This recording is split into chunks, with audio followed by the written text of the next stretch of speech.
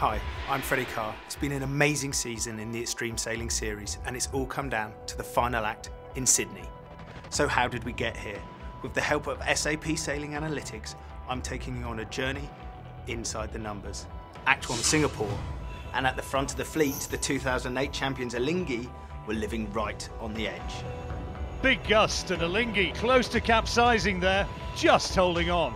We made a little bit of a change from last year mentally as a team. We just really decided that in this field with this level of competition, you got to push it to the limit. Alinghi take victory in the opening act, the Wave Muscat second.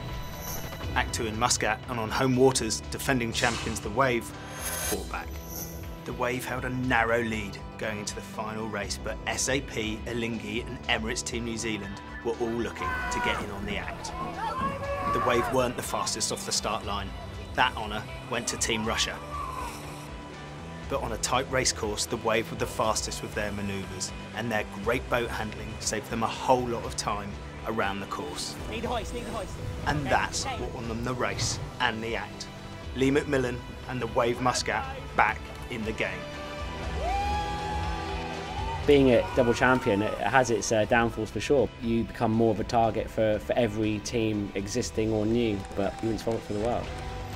Round 3, Qingdao, China, and Alinghi took their second win of the season.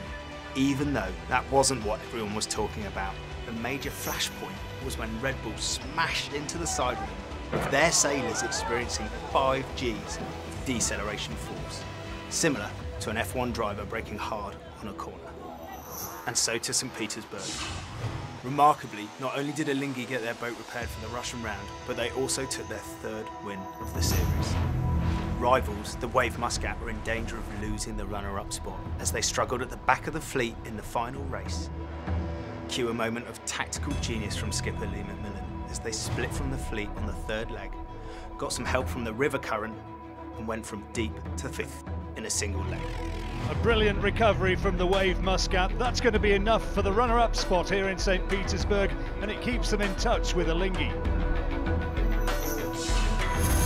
Act 5 in Cardiff, and with victory secure, the Wave tried to sail Alinghi down the fleet. The Wave Muscat forcing Alinghi off the course, match racing their rivals.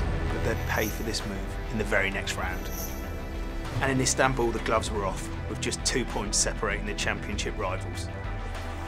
And when every point matters, boat-on-boat match racing comes into play. Alinghi slowed the Wave right down to just 2.3 knots and let everybody through to make sure their rivals failed to win the act.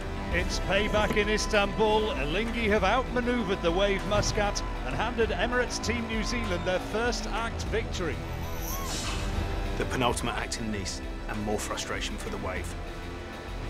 So often amongst the quickest in the fleet to the first mark, here their performance dips sharply. Just a bad week in the office for McMillan's team, leaving them in a very average 7th place. And guess who won the event?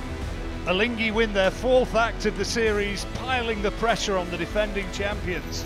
And so to the final act. The fleet have already raced 6,500 kilometres this season. That's the distance from Singapore to Sydney itself. And it's in Sydney that Alinghi are in the driving seat. But with double points on offer, it isn't over until it's over. When you have the ingredients, you have the equipment, and you find yourself in that position, you need to sink the 8 ball and win it.